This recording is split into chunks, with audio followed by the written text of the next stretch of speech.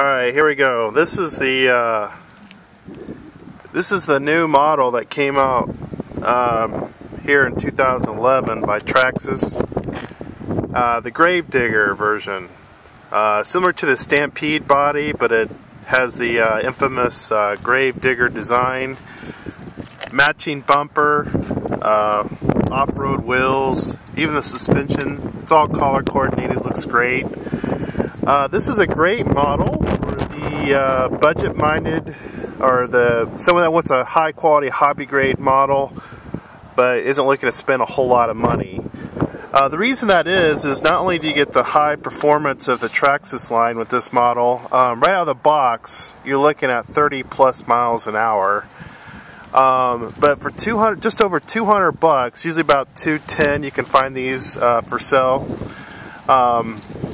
You get not only the vehicle itself with a 550 motor. That's not a 540, but actually a 550, which is a better motor.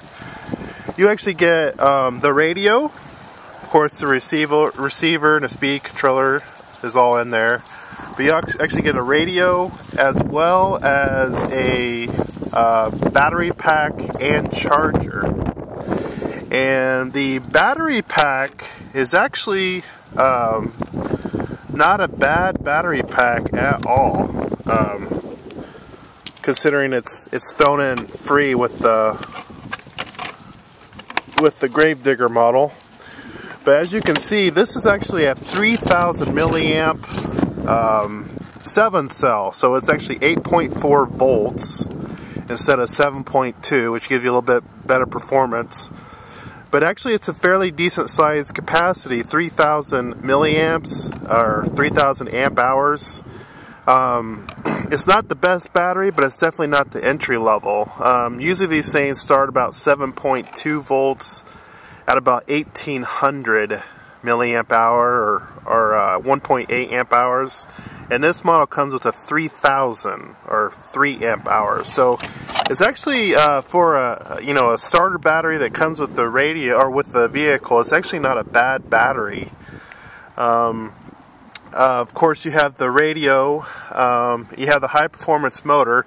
Now it's not brushless. You could always upgrade to a brushless if you like, but for a standard non-brushless motor, it's actually very high performance. And you're going to see here, this has the slipper clutch, so you can adjust that. But right out of the box here, I like to give it full torque. So, some people like to do wheelies and just use the speed controller and adjust it. Now this isn't like the old days with electronic speed controllers. You actually can just throttle it down, and the velocity and the acceleration is proportional to the trigger. So you can control how much torque you put on it, whether or not you want it to. If you floor it, you're going to do pretty much a wheelie. If you hit a bump and you floor it, it's possible you can flip it over.